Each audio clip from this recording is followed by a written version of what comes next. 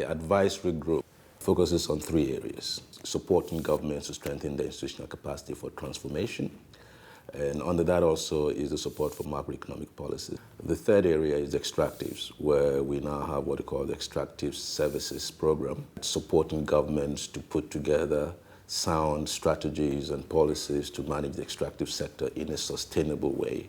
From ACET's perspective, when we're talking about transformation, we're talking about major shifts in structural composition of the economy. And the role of the state is very critical. We call ourselves a think and do tank, and the do part is the advisory. Our approach, what we'd call building smart institutions, is not to dictate to governments. And our methodology is that it has to be demand driven. So where governments are particularly interested in our services and we have proven record of what we can do, then it becomes a lot easier.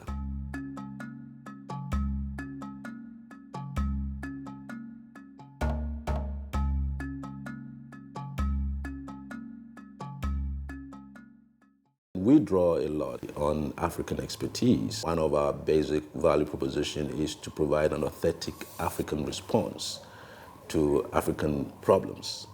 And to do that, we believe that we need to tap into the rich experience of many Africans, both in the diaspora as well as on the continent, to be able to advise governments in areas which are much more culturally sensitive, have practical local knowledge that would assist governments in taking the right decision.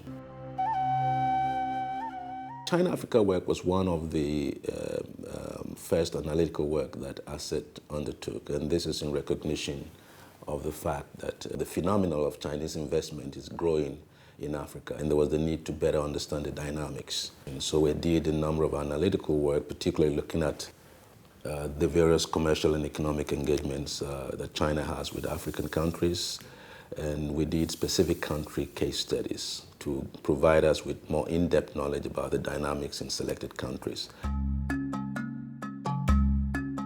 And what we're doing beyond those analytical work is also helping governments that are interested, for example, working now in Liberia, to begin to craft a strategic partnership arrangement anchored in their own long-term plans, build the capacity for government and the private sector to respond more positively and proactively to the Chinese overtures in their countries.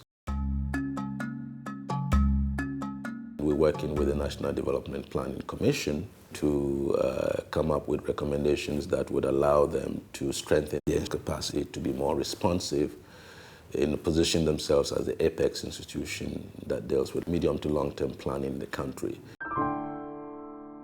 I think the prospects are very good. Okay, certainly all eyes on Africa today. A lot of interest in investment. Private sector, is growing pretty fast. Over the last several years, you can see a rising trend in GDP growth. But more should be done and more can be done, particularly at the regional level. What Africa needs to do is to transform, not just look at growth per se. Transforming meaning that you change the structural composition of the economy, you increase the value addition to your raw materials rather than exporting raw materials. You are able to move up the value chain. So we need to adapt new technologies. Increasing productivity is going to be one of the drivers of growth in Africa and transformation.